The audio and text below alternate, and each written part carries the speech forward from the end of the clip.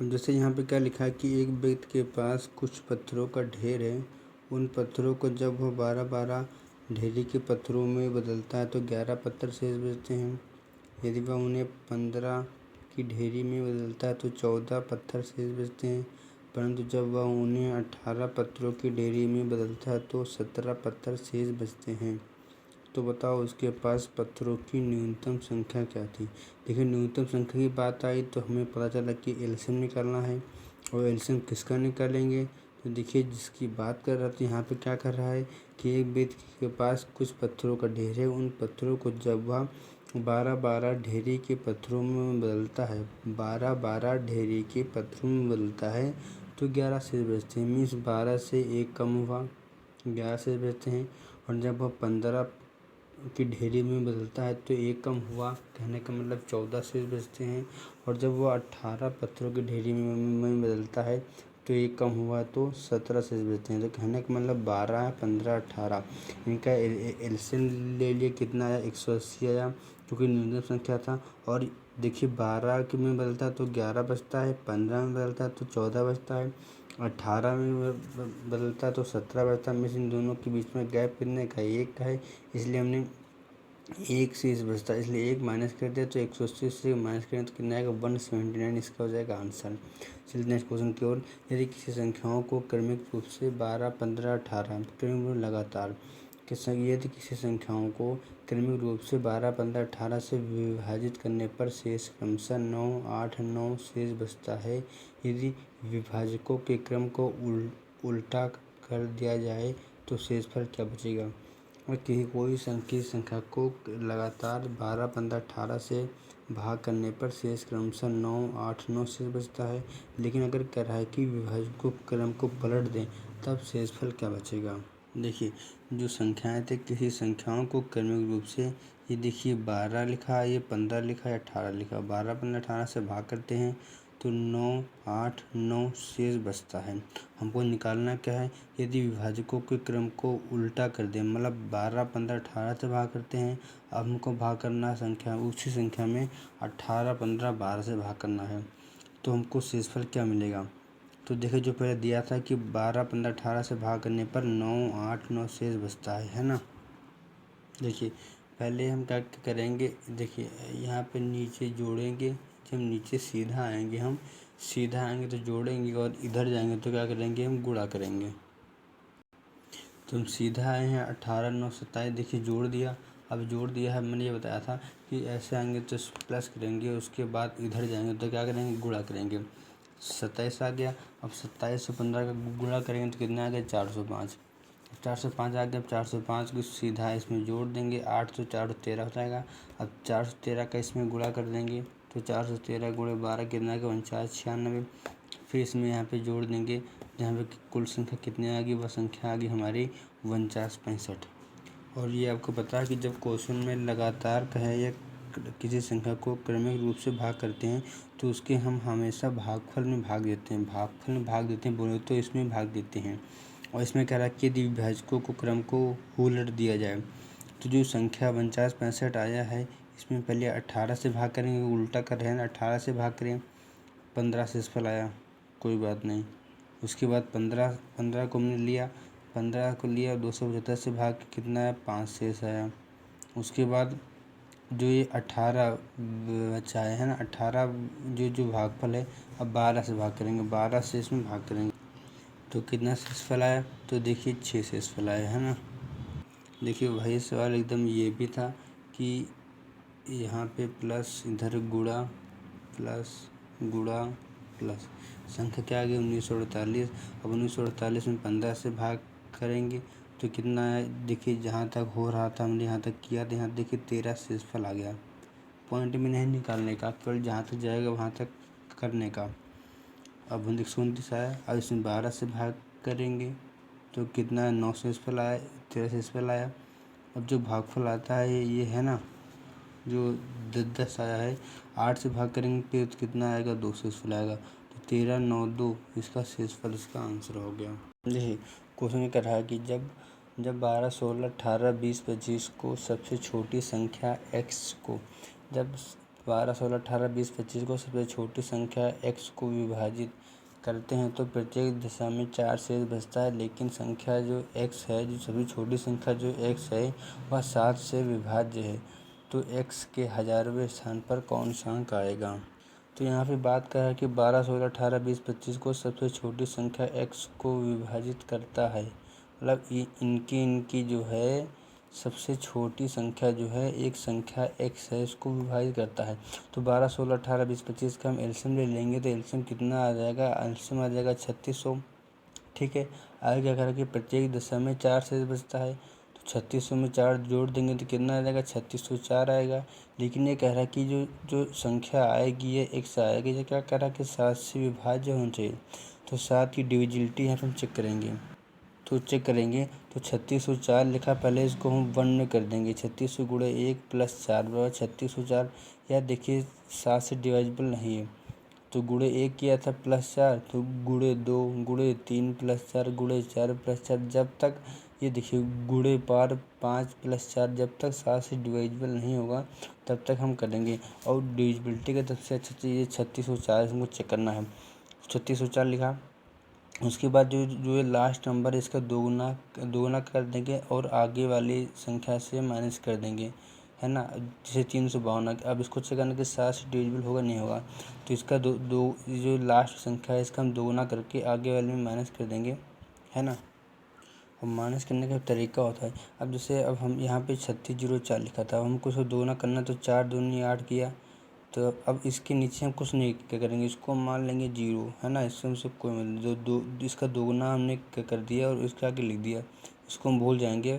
अब इसको माइनस करेंगे 352, अगर 352 4 7 से डिविजिबल होगा नहीं होगा, तो इसको हम दोगुना इसका कर देंगे, तो इसको भूल जाएंगे, मतलब इसको काट देंगे, 2 दूना 4, तो 35 4 जगह 31, जो कि 7 से डिविजिबल नहीं है। तो आखिरकार हमको 3600 गुणे 5 प्लस 4 किया तो 18004 आया, जो कि देखिए इसका शेषफल कितना आ रहा है? 7 आ रहा है। 7 शेषफल आ रहा है तो 7 से विभाज्य होगा, तो यही हमारा क्या होगा? आंसर होगा। और यहाँ पे क्या कह रहा है कि तो x के 1000वें स्थान पर कौन सा अंक आएगा, है ना। यहाँ पे कह रहा है कि 1000वें स्थान पर कौन सा अंक आएगा, तो ये देखिए 18004 आया, है ना। अब क्वेश्चन क्या कह रहा है कि x के 1000वें स्थान पर कौन सा अंक आएगा, तिहाई दहाई सैकड़ा हज़ार, तो 1000वें स्थान पर कौन सा अंक आएगा? 8 आएगा, तो 8 हमारा इसका क्या हो गया? आंसर हो गया। ये क्या कह रहा है कि यदि x को सबसे छोटी संख्या मान लेते हैं और जब इससे 15, 18, 20, 27 से विभाजित करते हैं तो प्रत्येक चीज़ में 10 शेष बचता है। और ये x 31 का अपवर्त है, अपवर्त का मतलब है मतलब मल्टीप्लाई है ना, गुणज है। तो इस संख्या x को पूर्णवर्ग बनाने के लिए इनमें से कौन सी सबसे छोटी संख्या जोड़ी जानी चाहिए? तो छोटी संख्या की बात हो रही है, तो 15, 18, 20, 27 का हम एलसीएम ले लेंगे, कितना आ जाएगा? 540 आएगा। इसमें कह रहा है कि प्रत्येक 10 शेष बचता है, तो 540 गुणे 1 प्लस 10 कर देंगे तो कितना आएगा? 550 आएगा। 550 आ गया। अब यहाँ पे क्वेश्चन कह रहा है कि ये 31 का अपवर्त है, मतलब 31 से डिविजिबल होना चाहिए। अब हमको 31 का डिविजिबिलिटी का रूल हमको पता होना चाहिए, है ना। तो यहाँ पे देखिए 4 बार में ये जो आया है ये 21, 70, ये है हमारा 31 से डिविजिबल हो जाएगा। 7 के अनुसार 7 3 21, तो 31 से डिविजिबल हो जाएगा।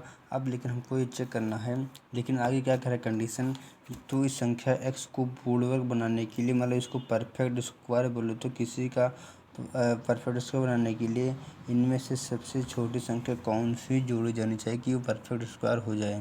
तो या तो हम किसी संख्या का स्क्वायर करेंगे कि किसके स्क्वायर में आ रहा है पास में, है ना, या जिसके स्क्वायर में कम या ज़्यादा हो रहा है ना, उसका हम स्क्वायर निकाल लें और इससे माइनस कर दें, तो उनको पता चल जाएगा कि इसमें अगर हम इतना हम जोड़ दें तो यह उस संख्या का स्क्वायर हो जाएगा, है ना। ये तो आप अंदाज़ा मार सकते हैं कि 47 को स्क्वायर करें कि 46 को स्क्वायर करें, है ना, ये सब कर सकते हैं। वरना आप ये सबसे बेस्ट मेथड वर्गमूल निकाल सकते हैं। लास्ट से 2 पेयर बनाओ और उसके बाद देखिए जो 570 जो आखिरी में बचता है ना, तो हमको यहाँ से देखिए मैक्सिमम मान लेना है कि जो है कुछ ज़्यादा मान बचे। अगर देखिए ज़्यादा बचता है तो जोड़ देंगे और कम बचता है तो घटा देंगे, है ना। भाई हमारा आंसर आ जाएगा। लेकिन यहाँ पे याद कर लीजिए कि ज़्यादा है तो जोड़ देंगे, कम है तो घटा देंगे। ये तो बात प्लस पॉइंट की हो गई यहाँ पे, है ना। वो तो वो ये जो शेषफल 54 बचता है। अब जैसे यहाँ पे 570 था तो यहाँ से 6 बार में जाता तो क्या होता है, यहाँ पे 54 शेष बच चुकी, कम बचता है। लेकिन हमने नहीं, जानबूझ के हम 7 ले गए, मतलब इस संख्या जो 570 लिखा है इससे हम ज़्यादा ले गए, तो ये देखिए 609 ले गए, है ना। तो कितना बचा, शेषफल 39 बचा। देखिए 39 से हमारा क्या हो जाएगा, आंसर आएगा। कि कहने का मतलब है कि 39 जब इसमें जोड़ देंगे 2170 में तो संख्या हमारी पूर्ण वर्ग हो जाएगी। ये इसको देखिए शांत मेथड से कैसे हल कर सकते हैं, मतलब ज़्यादा बार नहीं कम ही बार ले गए तो ये कितना है, 46 है। मतलब कि ये 46 बार में गया और तो 54 शेषफल आया। मतलब कि अगर हम 47 का स्क्वायर कर दें, पता चला, यहाँ से पता चला कि ये 46 का स्क्वायर अगर इसमें जो है कि 70 में हम 54 माइनस कर दें, है ना, तो हमारा आंसर मिल जाएगा। मतलब 46 बार में ये हाल है तो मतलब 47 के स्क्वायर के करीब, तो 47 हमने स्क्वायर किया 2209 आया। अब 47 का स्क्वायर कितना होता है, 2209, है ना। 2209 आया, इसमें 2170 हमने माइनस किया तो कितना आया, 39। मतलब 39 में हम अगर घटा दें, है ना, 39 माइनस हम मामला फिर बैठ तो रहा यार। जैसे 2170 आया, है ना। मैंने क्या कहा था कि ज़्यादा है तो जोड़ दो, कम है तो घटा दो। तो यहाँ पे ये देखिए क्या है, 39 ज़्यादा है, 39 ज़्यादा है। तो इसमें अगर हम 2170 में अगर हम 39 जोड़ देंगे तो 9 7 जीरो से लगा 1 2 2209 आएगा, 2209 आएगा, जो कि क्या है, ये देखिए 47 का स्क्वायर है ना। मतलब कि मामला फिट है, मतलब कि 39 से हमको इसमें जोड़ना। ये तो कह रहा था कि संख्या को सबसे छोटी संख्या कौन सी जोड़ी इनसे, तो 39 हमारा हो जाएगा इसका आंसर। और ये आपने बचपन में पढ़ा होगा कि कोई भी संख्या को अगर चेक करना कि पूर्ण वर्ग वह संख्या है या नहीं, तो अगर किसी भी संख्या के लास्ट के अंक 2 3 7 8 हैं तो यह देखिए कि किसी भी संख्या के पूर्ण वर्ग को प्रदर्शित नहीं करेगी, है ना। और अगर देखिए हम 0 से, आपको याद करने का मैं ट्रिक बता रहा हूँ, 0 से लेकर 5 तक का स्क्वायर करो, 0 का स्क्वायर 0, 1 का स्क्वायर 1, 2 का 4, 3 का 9, 4 का स्क्वायर 16, तो मतलब इसका इकाई अंक 6 आ गया। 5 का स्क्वायर किया तो 25 आया, लेकिन इसका इकाई अंक क्या आ गया, 5 आ गया। कहने का मतलब इकाई अंक लेंगे तो 0 1 4 9 6 5, है ना। 0 1 4 5 6 9 है, 0 1 4 5 6 9, मतलब ये किसी भी संख्या के पूर्ण वर्ग को प्रदर्शित करेंगे। और और ये बात आप ध्यान रखिएगा ही, 0 1 4 5 6 9, 0 1 4 5 6 9 ये किसी संख्या के पूर्ण को प्रदर्शित करते हैं। और अगर 0 1 4 7 ही आएगा शेषफल। अगर मतलब शेषफल की बात कर रहा है, अगर मतलब जैसे 2209 लिखा, अगर इसको जोड़ लें हम तो 2 2 4 4 4 9 13 13 बोलो तो 4, मतलब डिजिट सम वाली बात चल रही कि अगर 0 1 4 7 ही आएगा तो भी मतलब शेषफल आएगा, तो वह संख्या भी पूर्ण वर्ग को प्रदर्शित करेगी। लेकिन ये जो इम्पोर्टेंट है 0 1 4 7, ये बहुत इम्पोर्टेंट है, क्योंकि जनरली सवाल इसी से हल हो जाते हैं कि अगर शेषफल ये कहने का मतलब है या डिजिट सम अगर 0 1 4 7 आया तो संख्या पूर्ण वर्ग को प्रदर्शित करेगी। अब जैसे 75 62 78 69 75 69 75 41, हमने इसके डिजिट सम किया, है ना। 7 5 12 5 17 17 9 कितना हो गया, 17 9 हो गया 26, 26 बोले तो 8। मैं बताया था कि 8 जो है पूर्ण वर्ग को प्रदर्शित नहीं करेगी, तो यह पूर्ण संख्या नहीं है। इसी तरह ये चेक कर लेंगे, 7 8 15 6 21 9 30, 30 बोले तो 3 भी नहीं दिखाएगी। 7 5 12 6 18, 7 5 12 6 18, 18 9 27 बोले तो 9। और कहीं भी 9 का मान अगर डिजिट आता 9 आता तो उसका हम क्या मान लेते, 0। 0 आता तो क्या मान लेते हैं, हम 9 मान लेते हैं। तो 0 आ गया, जो कि मतलब ये हो सकता है ना। और चेक कर लेंगे, 7 5 12 4 16 17, 17 बोले तो 8, और 8 है तो क्या इसका ही आंसर ये हो जाएगा, है ना। उसी तरह देखिए 12,536 दिया था, ये दिया था, हमने सबका डिविजन निकाला। ये देखिए 8 है, इसका ये कैंसिल ऐसे ही हो गया, 7 है कैंसिल ऐसे ही हो गया। अब यहाँ पे ये बचा देखिए 126 41 बचा, और यहाँ पे देखिए 6 बचा। अब 5 और 6 में कौन सा हम लगाएंगे, है ना। 5 और 6 तो देखिए है ना, इसमें कौन सा होगा। देखिए मैंने बताया था ना आपको कि शेषफल की ये जो किया ये सब क्या है, डिजिट सम है या शेषफल में काम किया है। और मैंने बताया था आपको शेषफल अभी की 0 1 4 7 जिसका शेषफल आएगा वह संख्या पूर्ण वर्ग को दिखाएगी। तो यहाँ पे ये कैंसिल हो गया। अब यहाँ पे 5 बचा और 7 बचा और क्या बचा, 6 बचा। तो ये जो ये 3 कंडीशन से जो अगर सेटिस्फाइड हो जाएगा वही संख्या पूर्ण वर्ग को दिखाएगी। क्योंकि यहाँ पे 7 आया, देखिए 5 है क्योंकि यहाँ पर भी है, ये भी दिखाएगा। 6 देखिए यहाँ पर 6 यहाँ पर भी है। लेकिन बात आती है कि अगर इसको भी इससे सेटिस्फाइड होना पड़ेगा, मतलब सबसे होगा तब वही पूर्ण वर्ग को दिखाइए। ब्रह्मास्त्र तीनों है। तो 7 आया। मैं बताया था कि 0 1 4 7 याद रखना, यही शेषफल आएगा तो संख्या पूर्ण वर्ग को दिखाएगी। क्योंकि यहाँ पे मेन राजा यही है, राजा फार्मूला यही है। बाकी अगर इसमें नहीं आएगा तो इसमें आ गया तो हम इसको ले लेंगे, है ना। इसलिए ये संख्या पूर्ण वर्ग को दिखाएगी और बाकी संख्या पूर्ण वर्ग को नहीं दिखाएगी। देखिए एक किसान के पास 945 गाय हैं और 24-75 भेड़ हैं। यदि वह उनके वहाँ रेवड़ बनाता तो गाय और भेड़ों को अलग अलग रखकर और रेवड़ में पशुओं की संख्या बराबर रखकर, यदि वे रेवड़ यथासंभव बड़े हैं तो हर रेवड़ में पशुओं की अधिकतम संभावना और इस उद्देश्य के लिए अपेक्षित रेवड़ की संख्या क्या होगी। देखिए यहाँ पे कह रहा है कि अधिकतम संभावना। देखिए अधिकतम से कहने का मतलब हमको क्या निकालना है, एचसीएफ निकालना है। तो 945 और 75 का हमने क्या निकाला, एचसीएफ निकाला। और आपको पता है कि एचसीएफ अब अगर कहीं कोई कहे कि 945 और 74 का एचसीएफ क्या होगा, तो या तो इनका अंतर होगा या तो अंतर का कोई फैक्टर इसका आंसर होगा। लेकिन और आपको ये भी डिपेंड करना है कि जो संख्या है ना, एचसीएफ देखिए वह संख्या होती है जो सभी या उपस्थित संख्या को या इसमें दोनों संख्या को जो संख्या विभाजित कर दे वह क्या कहलाएगी, एचसीएफ कहलाएगी। अब इसमें हमने देखिए पहले 5 से डिविजिबल किया हमने, है ना। तो 5 से हमने किया यहाँ पे तो कितना 189 है और 495 है। उसके बाद हमने दोनों संख्या हमने देखा कि 9 से कट जाएगा, 9 से कट जाएगा। तो 9 से हमने दोबारा काटा तो जो वह संख्या जो होगी जो सभी को मतलब काट दे वही क्या कहलाएगी, इसका एचसीएफ कहलाएगी। तो इसका एचसीएफ क्या आ गया, 45 आ गया, है ना। 45 का एचसीएफ आ गया, है ना। ये या वह अधिकतम संभव मान आ गया। और क्या करा कि रेवड़ की संख्या क्या होगी, तो जो बचा है 2155 को हमने इसके ऊपर जोड़ दिया तो कितना है 76। इसका क्या हो गया, आंसर हो गया। जैसे हमने क्या लिखा कि ए बी का एचसीएफ है, जीसीडी कितना है 12 हो और ए बी धनात्मक पूर्णांक हो तथा A greater than B greater than 12, तो ए व बी के न्यूनतम मान क्या होंगे, है ना। अब यहाँ पे देखिए जो कि ये जो मेन कंडीशन ये है A greater than B greater than 12। तो जो ऑप्शन लिखे हैं ए बी सी डी हम इसको ऑप्शन से इससे हम हल कर सकते हैं। यहाँ पे क्या लिखा है कि ए बड़ा है बी से, तो ए बड़ा होना चाहिए बी से, जो कि ए छोटा है इसलिए ये गलत हो गया। ए बड़ा है बी से, है ना। ये इसलिए गलत है क्योंकि यहाँ पे 12 लिखा है और 12 यहाँ पे ऑलरेडी है, गलत इसलिए हो गया। यहाँ पे देखिए ए बड़ा है बी से, ये भी हो जाएगा 36 24 12। अगर यहाँ पे 36 लिख दें, यहाँ पे 24 लिख दें, यहाँ 12 लिख दें तो ये कंडीशन सेटिस्फाइड हो जाएगी चूँकि हमारा, इसलिए ये आंसर हो जाएगा। अब जैसे यहाँ पे लिखा है कि x square minus 8x plus 15 और इसका क्या निकालना है, एलसीएम निकालना है। तो इसके फैक्टर हम पहले निकाल लेंगे, है ना। फैक्टर हमने निकाल लेंगे और उसके बाद जो आएगा उसमें से कॉमन होगा तो वो क्या होगा, एचसीएफ होगा।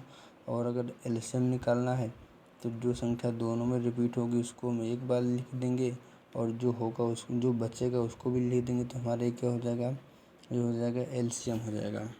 देखिए इसमें क्या याद करना है आपको कि दोनों माइनस से, देखिए क्या करने लिखा है कि दोनों माइनस से दोनों प्लस नहीं हो सकते।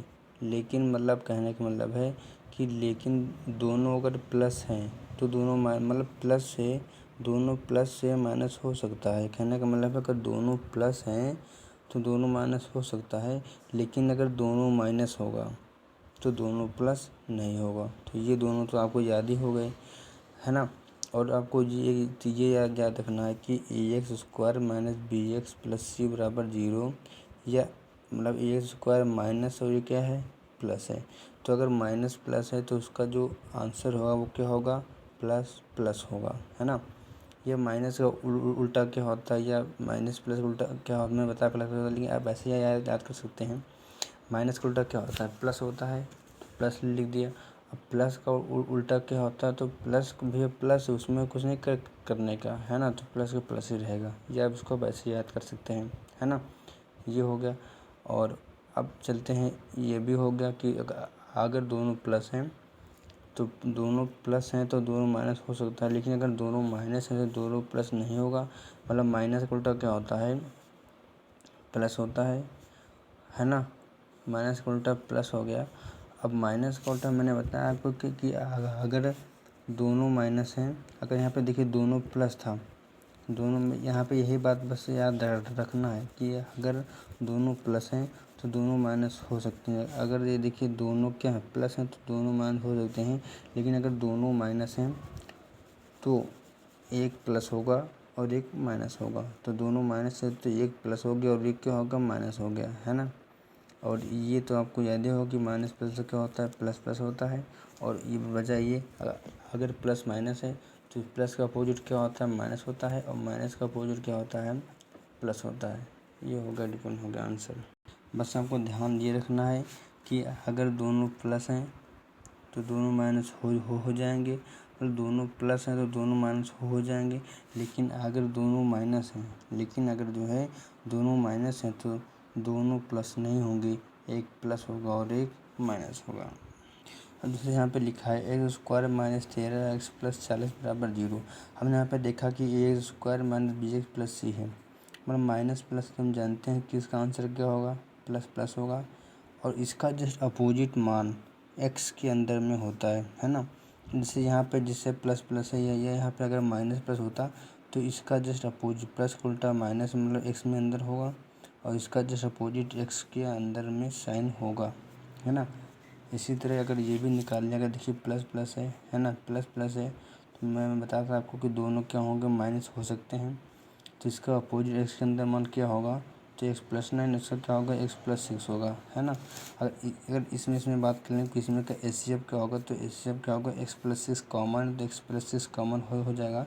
अगर एलसीएम की बात करें, एक्स प्लस 9 और एक्स प्लस 6 और x plus 12 plus x plus 6 में बात करें एलसीएम की, तो एक्स प्लस 6 और एक्स प्लस 6 जो दो बार लिखा है, कॉमन लिखा है, इसको हम एक बार लिख देंगे। और बाकी जो एक्स प्लस 9 एक्स प्लस 6 और एक्स प्लस 12 को लिख देंगे, हमारा क्या हो जाएगा, ये एलसीएम हो जाएगा जला। और जैसे अगर दो इक्वेशन थी, है ना, यहाँ पे क्या था, प्लस प्लस था, तो दोनों के माइनस मान आ गए। और यहाँ पे क्या था, प्लस और माइनस, तो इसका अपोजिट एक्स के मान होता है। अगर दोनों में कॉमन ना हो तो उसका हम एचसीएफ एक मानेंगे, तो इसका एचसीएफ एक मान लेंगे। और एलसीएम क्या होता है, देखिए एलसीएम को अगर कॉमन मिल रहा है तो कॉमन को लिख दो एक बार, और जो शेष बचा उनको आपस में लिख दो, हमारा ये क्या हो जाएगा, एलसीएम हो जाएगा। देखिए क्या लिखा है, दो संख्याओं का एचसीएफ 20 और एलसीएम 120 है। दो संख्याओं का एचसीएफ 20 और एलसीएम 120 है। यदि उनमें से एक संख्या दूसरी संख्या से 50% अधिक है तो सबसे छोटी संख्या कौन सी होगी। तो मेन जो कंडीशन है वो मान लेंगे, अगर कि उनमें से एक संख्या दूसरी से 50% ज़्यादा है, तो हमें पहली संख्या माना 100 माना, तो 50% ज़्यादा तो 150 हो गया। अब इसका हम कैल्शियम काट लेंगे, कितना आएगा, 2 और 3 आएगा, है ना। यहाँ पे कह रहा है, खुद क्वेश्चन कर रहा है कि ये दो संख्याओं का मतलब दो संख्याएं हैं, उनका एचसीएफ दिया है और एलसीएम दिया है ना। तो उनमें से एक संख्या दूसरी संख्या से 50% ज़्यादा है, तो छोटी संख्या क्या होगी। तो हम जानते हैं कि फर्स्ट गुणे सेकंड बराबर एचसीएफ गुणे एलसीएम होता है ना। तो 20 और 120 दिया था एचसीएम और एलसीएम, और ये संख्याएं आगे इनको हम एक्स मान लेंगे, क्योंकि दो संख्याएं हैं ना, एक्स में इसलिए मान लिया हमने, वाई इसलिए नहीं माना क्योंकि यहाँ पे संख्या अलग अलग दी है। अगर अलग अलग ना दी होती तो हम एक्स वाई मानते, है ना। तो 2x इंटू 3x बराबर 20 गुणे 120। तो यहाँ से हम हल कर लेंगे तो x का मान कितना आएगा, 20 आएगा। अब ये 20 का हम इसमें गुणा कर देंगे, चूँकि छोटे कह रहा है तो 2 छोटा है 3 बड़ा है, तो इसमें हमारा 40 आंसर आ गया। अगर बड़ा पूछता तो हमारा 60 आंसर होता। देखिए यहाँ पे क्या लिखा है, दो संख्याओं का एचसीएफ 21 और और उनका एलसीएम महत्तम समावर्तक का 221 गुना है। यदि उन संख्याओं में से एक 200 और 300 के बीच स्थित हो तो दूसरी संख्या के अंकों का योग क्या है। तो पहले अब ये याद कीजिए कि एलसीएम कहो या संख्या कहो, तो संख्या कहो या एक्स कॉमा वाई कहो, है ना। एलसीएम कहो या संख्या कहो या अनुपात कहो, अन्य अनुपात नहीं, वो तो इससे होता है। एलसीएम कहो या संख्या कहो या एक्स वाई कहो, ठीक है।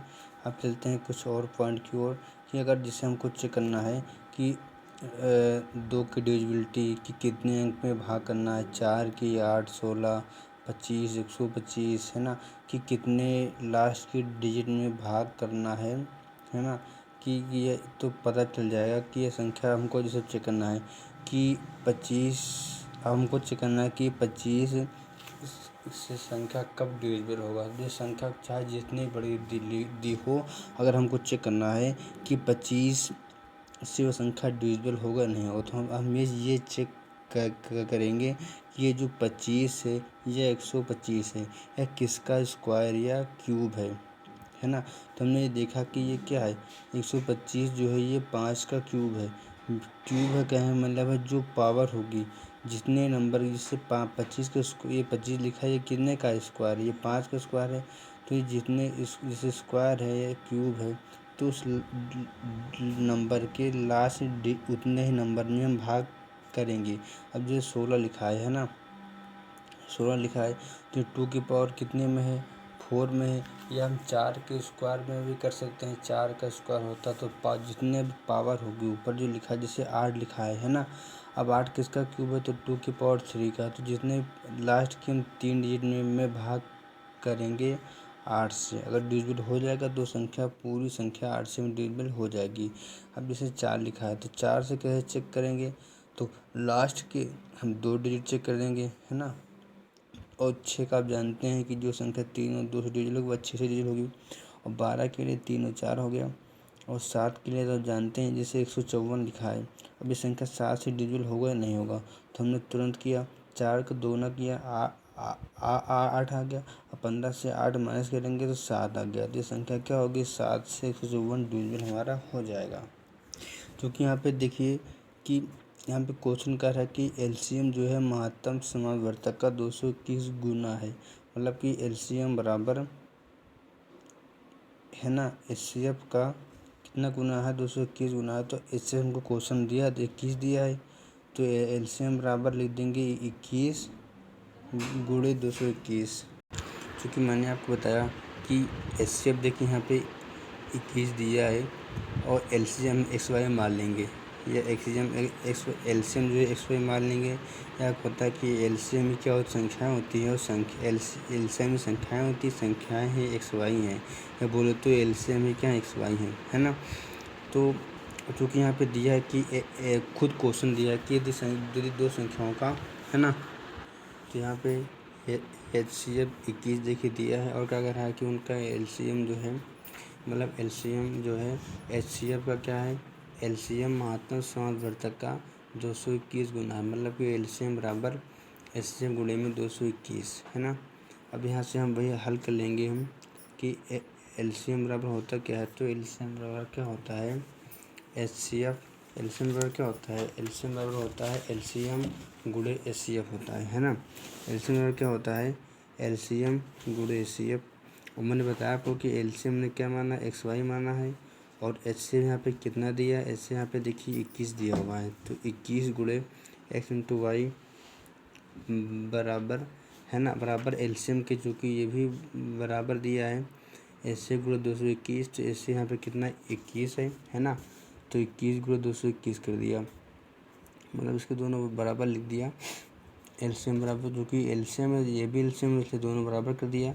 अब 21 से 21 यहाँ पे कैंसिल हो गया, तो एक्स इंटू वाई का मान कितना आ गया, 221 आ गया। अब 221 का ऐसे गुणा करना कि 22 की मल्टीप्लाई आ जाए, क्या है इंटू में है। तो अगर हम गुणा कर ले यहाँ, चूँकि यहाँ पे देखिए 221 है, तो 15 गुणे 15 कितना होता है, 225 होता है ना। 15 गुणे 15 225 होता है। तो यहाँ पे इन्होंने कर दिया 17 गुणे 13 किया है ना। यहाँ पे क्या है, 21 गुणे 21 कर दिया, गुणे 21 कर दिया है ना 21। तो इसके दो फैक्टर आए, 22 गुणे में 1 लिखा है और 17 गुणे में 13 लिखा है ना। तो 17 गुणे 13 ये क्या आ गई, ये संख्या जो एक्स वाई माना था ये एक्स वाई आ गई। अब इसमें अगर हम संख्या में हम या एलसीएम में अगर हम एचसीएफ से गुणा कर देते हैं बोले तो क्या 21 से, है ना। तो हमको क्या मिल जाती हैं, संख्या मिल जाती हैं। क्योंकि यहाँ पे कह रहा था कि यदि उन संख्याओं में से एक 200 और 300 के बीच स्थित हो, तो 200 और 300 के बीच स्थित हो तो एक तो ये हो 273 आ गया, है ना। और दूसरी ये क्या है, 300 से ऊपर की ओर है, बाहर की ओर, इससे कोई बात नहीं। तो यहाँ पे क्या कह रहा था, तो दूसरी संख्या के अंकों का योग क्या होगा, तो 7 5 12 3 15, इसका क्या हो गया, आंसर हो गया। देखिए दो संख्याएं, इससे कोई मतलब नहीं है ना। दो संख्याएं एक्स को हमने मान लिया कि दो संख्याएं एक्स वाई, जनरली यही मानते हैं, यहाँ पे लिखा है कोई बात नहीं। दो संख्याएं एक्स वाई का एलसीएम और एचसीएफ का 204 गुना है यदि उनका एचसीएफ 12 है तथा संख्याओं के बीच का अंतर 60 हो तो एक्स प्लस वाई या संख्याओं के योग हमको निकालना है। तो उसी तरह एलसीएम बराबर क्या होता है, एलसीएम बराबर क्या होता है, एलसीएम गुणे एचसीएफ। तो उसी तरह यहाँ पे मान रख देंगे, हम दोनों को बराबर कर देंगे, है ना। यहाँ पे चूँकि क्या दिया है कि एलसीएम उसकी एचसीएफ का 204 गुना है, तो एलसीएम बराबर एचसीएफ का 204 गुना है। एचसीएफ हमको दिया हुआ था, लिख दिया 12 गुणे 204 कर दिया। और चूँकि हम ये भी जानते हैं कि एलसीएम बराबर क्या होता है ना, एलसीएम गुणे में एचसीएफ 12 था और एलसीएम माना था एक्स इंटू वाई। अब 12 से 12 कैंसिल हो गया, एक्स इंटू वाई का मान कितना आ गया, 204 आया। अब 204 आया, अब इसको हम कैसे फैक्टर करेंगे, 2 से डिवाइड कर दिए हम तो कितना आया, 102 2 आया। मतलब कि 102 और 2 को अगर गुणा करेंगे तो कितना आएगा, 204 आएगा। अब इसको अगर हम कैंसिल कर दें और एक बार तो कितना आया, 51 और ये कितना आया 4। और 200 इसको अगर हम 2 से वो काट दें, 2 पंची 10, 2 कम 2 51 गुणे 4 कर लेंगे तो यहाँ पे 2 दूना 4 हो गया, है ना। इसके यहाँ पे इसका हमने क्या किया, आधा किया, तो इसका हमने क्या कर दोगुना कर दिया। अगर 51 को हम तोड़ लें 17 और 3 में, है ना, तो 17 और 4 3 12 हो जाएगा। और 17 चौको 68, 17 चौको 68 और गुणे में कितना 3 कर दिया। तो यहाँ से हमको फैक्टर मिल गया 68 और 3 34 और 6 नहीं लेंगे क्योंकि ये कट जाएंगे। 68 और 3 ले सकते हैं, ये भी ले सकते हैं, 51 और 4 ये भी मतलब को प्राइम फैक्टर है। तो यहाँ पे क्या कह रहा था कि जिन संख्याओं के बीच का अंतर क्या आ रहा है, 60 है। देखिए इसका क्या कह रहा है कि संख्याओं के बीच का अंतर 60 है, तो कहने का मतलब क्या है, देखिए 12x माइनस 12y, क्योंकि क्या था 12 एचसीएफ था, तो 12x माइनस 12y बराबर 60 है। तो यहाँ पे x माइनस y बराबर क्या आया, 5 आया। मीन्स दो संख्याओं के बीच जिनका 5 होगा हम उन्हीं संख्या को लेंगे। तो यहाँ से देखिए आया 17 और 12 आया, है ना। इनका अंतर क्या आ रहा है, 5 आ रही है, इनका हम 5 लेंगे क्योंकि यहाँ पे 5 दिया हुआ है। तो यहाँ पे क्या करना, हमको योग निकालना है ना, योग निकालना है। तो ये हमने योग 12, तो एचसीएफ में योग करके गुणा कर देंगे, है ना। जो कुछ आएगा हम एचसीएफ में योग करके कर देंगे।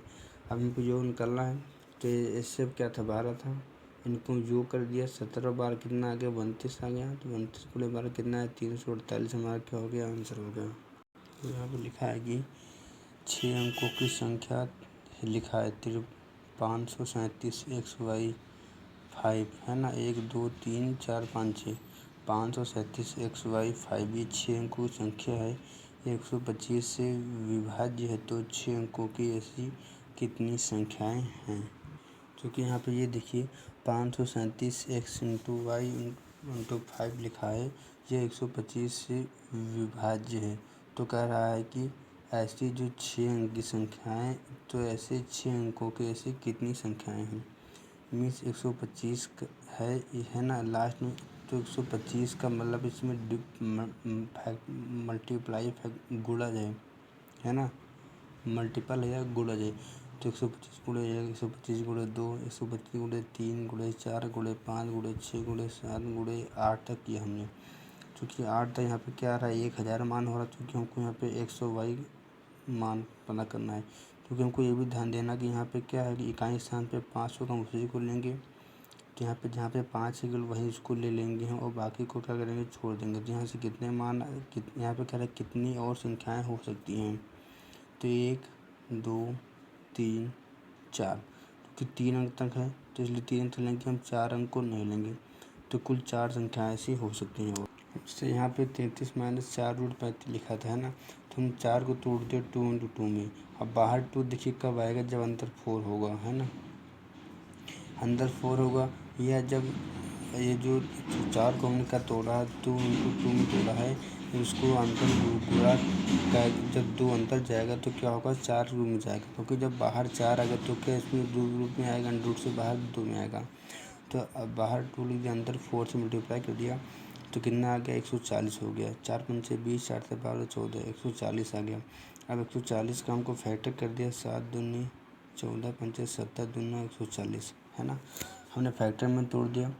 अब यहाँ से हमको ऐसा करना है कि इसका योग कितना है 33 आए, और मल्टीप्लाई करें तो 140 आए। तो 7 दूनी 14, दूनी 14 2805, 2805 33 होता है, और 28 से 25 कितना होता है, क्योंकि इसी का फैक्टर तो 140 होगा ही।